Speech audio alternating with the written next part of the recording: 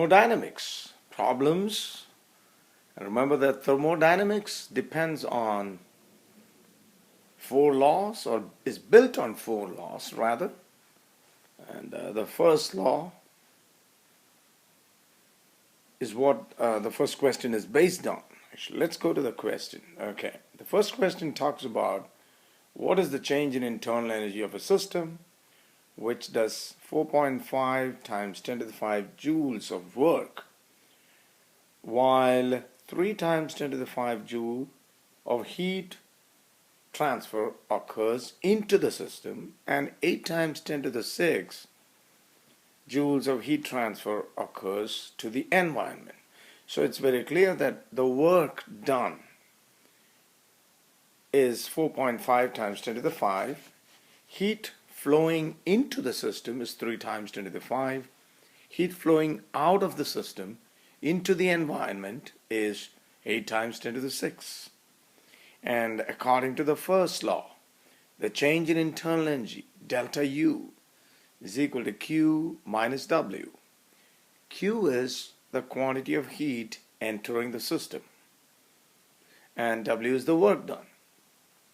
In this case, since heat enters the system and leaves the system, that will give the net amount of heat entering the system minus the work.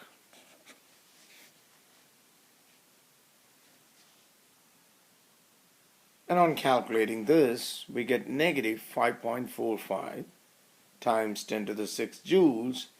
The negative shows that the system has lost internal energy because the work done by it is more than the heat that entered into the system.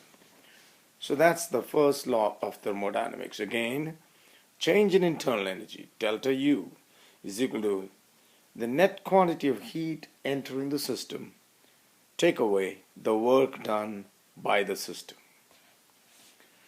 In the second question, a car tire contains 0.0380 meter cube of air at a pressure of 2.20 times 10 to the 5 Newton per meter squared.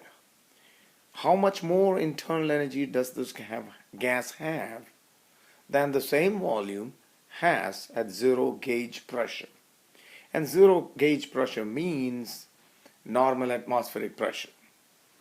So this is a comparison of two cases, and the problem talks about the same volume. That means the pressure is going to change, and we have to compare their internal energies. Actually, we have to find the difference in their internal energies. According to the ideal gas law, pressure times volume is equal to nRT. And volume R, which is the universal gas constant, and T, the absolute temperature, are all constants. So it's only P1 and N1 that are going to change. So making N1 the subject, you get this. And in the second instance, when the pressure is different, N2 is going to be given by P2V by RT. So you understand that in both these cases, volume R and T are the same. Therefore, when you divide one equation by the other, well, what I wrote just now is the total internal energy, U, is given by 3 by 2 nRT. 3 by 2 nRT. Okay. Therefore, U1 by U2 would be N1 by N2, because R and T, 3 by 2, will get cancelled. But from these two equations, N1 by N2 is just P1 by P2. So now, when you make U2 the subject, from here you get 3 by 2 N2 RT But N2 can be written from here as P2 V by RT. No, actually from here, P2 V by RT. And the RTs get cancelled, and you get 3 by 2 times P2 times the volume. Pressure 2 is the atmospheric pressure, and the volume is the given volume, which gives 5.77 times 10 to the 3 joules. So use the same formula to calculate U1, but U1 is U2 times P1 by P2 from here. So pressure 1 given in the question, pressure 2 is the atmospheric pressure, and U2 has just been calculated. So this yields 1.25 times 10 to the 4 joules. So the difference would be the difference between the two numbers that we have, and that gives 6.77 times 10 to the 3 joules.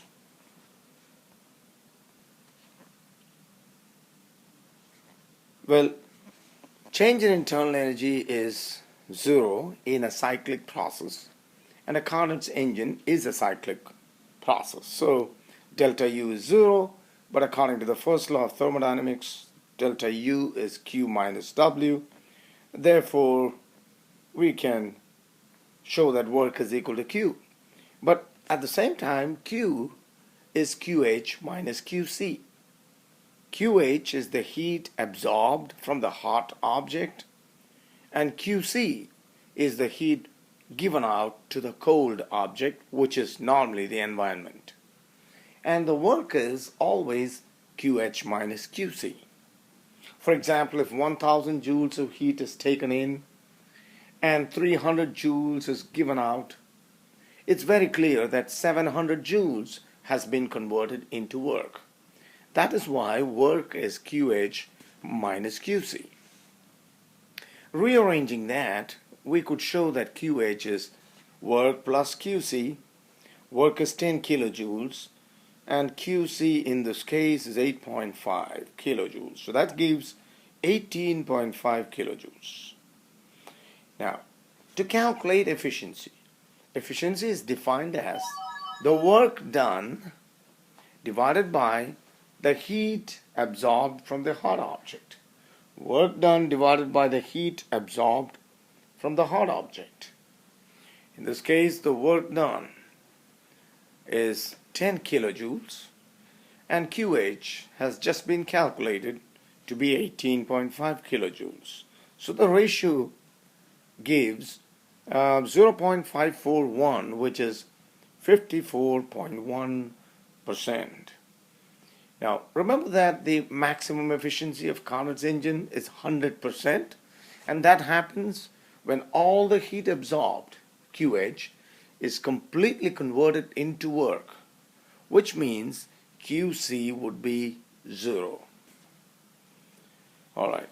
In the fourth question, what is the efficiency of a cyclical heat engine in which 75 kilojoules of heat transfer occurs to the environment? So that is QC now. For every 95 kilojoules of heat transfer into the engine, that's QH. How much work does it produce for 100 kilojoules of heat transfer into the engine? First part, efficiency,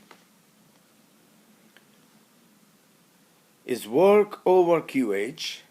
Work is QH minus QC, as we've seen before, and you could divide both, and you would get QH by QH is 1, and minus QC by QH, which is in this case 75 kilojoules divided by 95 kilojoules, and that gives 0.211, which is 21.1%. In the second part, B part, how much work does it produce for 100 kilojoules of heat transfer into the engine? So now QH is given, and we know the efficiency, and we have to find work. So rearrange, make work the subject, it's going to be efficiency multiplied by QH.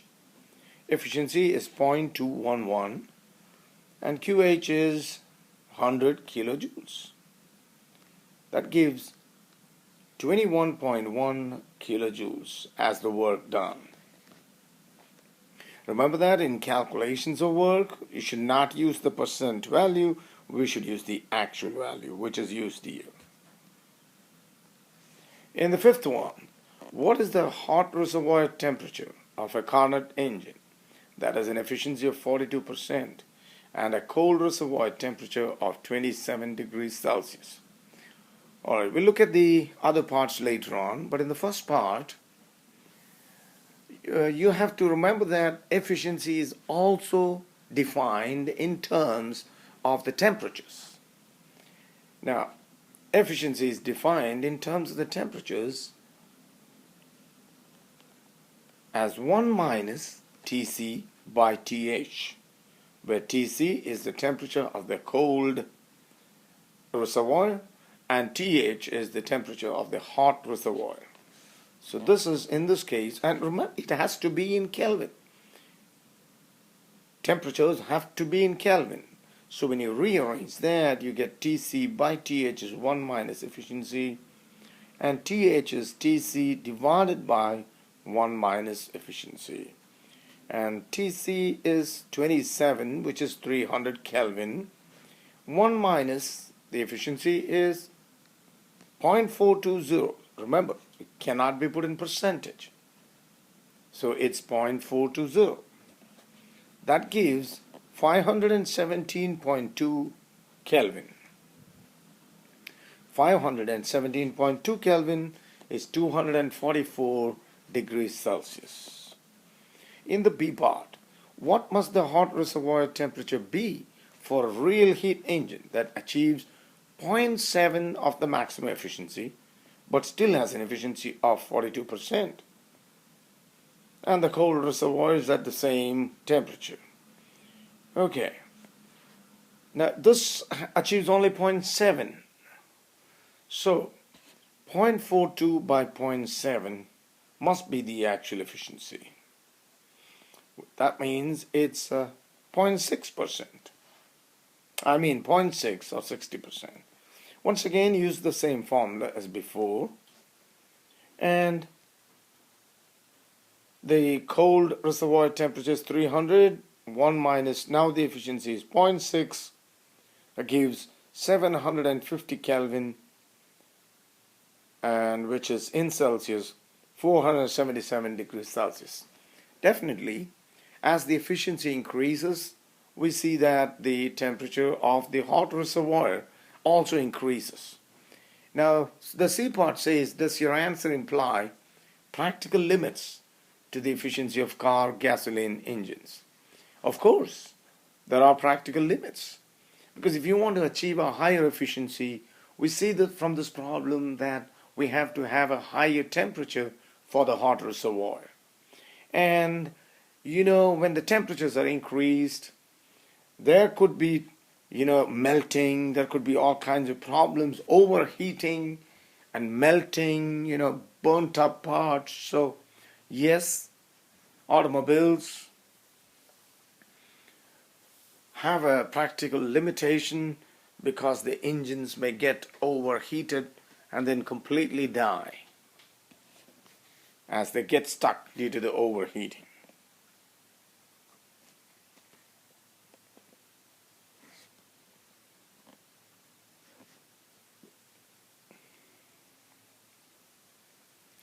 In the sixth one, now this problem talks about the coefficient of performance. Coefficient of performance is actually 1 by efficiency. But again, there is coefficient of performance for a heat pump, and the heat pump is the device that we use in winter to heat up the homes. That's a heat pump. The other device is the refrigerator. And both of these, we do not call it the efficiency of these devices because they could be more than 100%. And therefore we call it the coefficient of performance. And their definitions are slightly different. I mean, the coefficient of performance of a heat pump is not defined the same way as the coefficient of performance of a refrigerator. The reason is that a refrigerator is actually Carnot's engine working in the reverse order. But a heat pump is completely different because heat is added into it and it just distributes the heat. Okay, so in this case it's a heat pump, and the COP of a heat pump is defined as TH by TH minus TC, which you can see is exactly the reciprocal of the efficiency. And so that will be 313 in Kelvin divided by 313 minus 248. On calculation, that gives 4.82. So you see, this is never written as a percentage. It's more than 1, so coefficient of performance may be more than 1. In number 7, now you want to operate an ideal refrigerator with a cold temperature of negative 10 degrees Celsius, and you would like it to have a coefficient of performance of 7. What is the hot reservoir temperature for such a refrigerator? Like, this problem is about the coefficient of performance of a refrigerator. And you will notice the difference in the formula. Here you have TC by TH minus TC. For a heat pump, we had TH by TH minus TC. For a refrigerator, you have TC by TH minus TC. And here you have to calculate the temperature of the hot reservoir, so that is made the subject, which gives us this formula. TC is 263 Kelvin, COP is 7 plus 263, and on calculation we get 300.57 Kelvin, which in Celsius is 27.6 degrees Celsius. Actually, for a refrigerator, the hot reservoir is actually the surrounding, which is the room temperature. And you see that 27.6 is about the room temperature. Back to an ideal heat pump here. It's being considered for use in heating an environment with a temperature of 22 degrees Celsius. What is the cold reservoir temperature if the pump is to have a coefficient of performance of 12? Now this is a heat pump. So COP of a heat pump is TH by TH minus TC.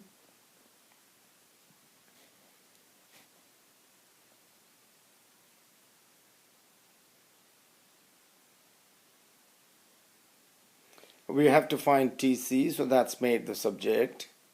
TH is 295.15.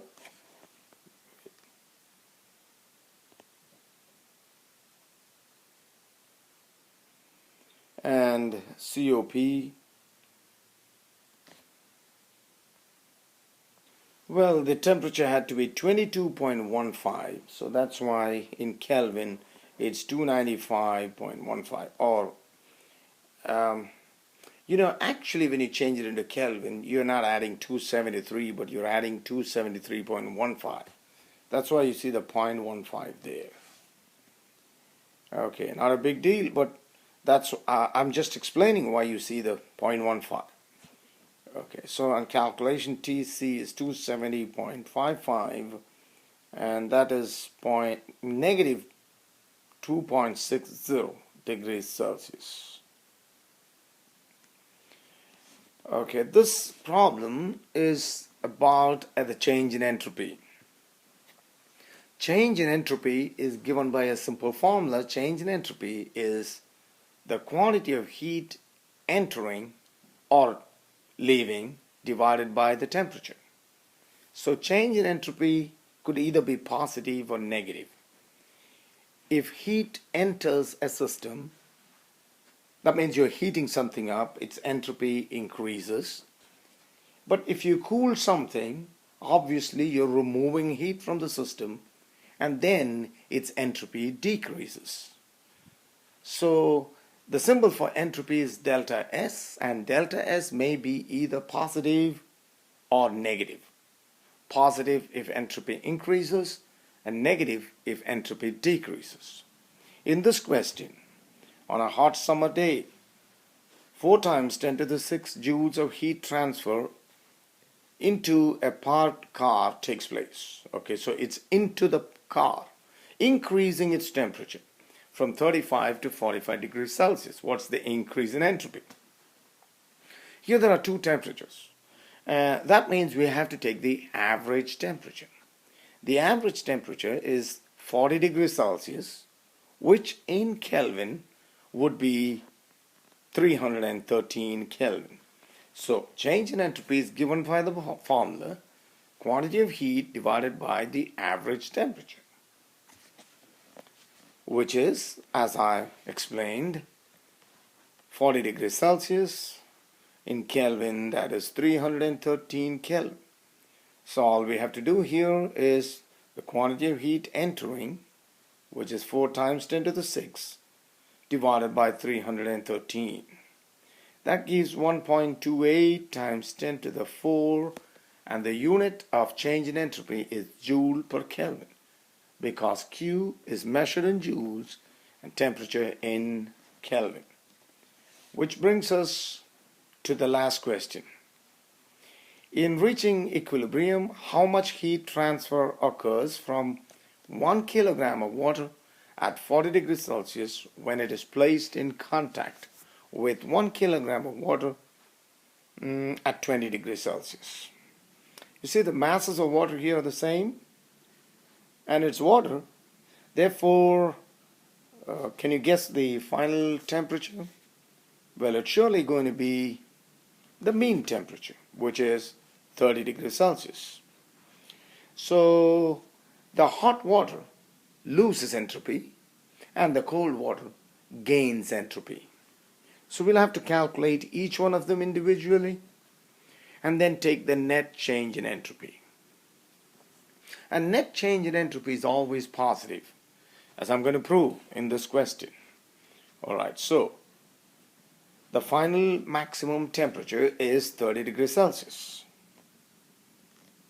And the heat lost or heat gained is given by mc delta T. Hot water, 1 kilogram. Specific heat of water is 4186. Change in temperature is 10 Celsius. Why?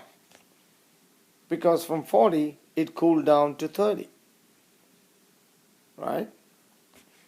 So that will be 4.186 times 10 to the 4 joules. Well, this is the quantity of heat lost by the hot water as well as gained by the cold, because heat lost is equal to heat gained. Now, therefore, the change in entropy of hot water here is Q by T. Remember, T is the average temperature. Q is this, and the average temperature is 308. Why? Because the initial temperature was 40 degrees Celsius and the final is 30. Therefore, the average would be 35, right? 35 degrees Celsius in Kelvin is 308.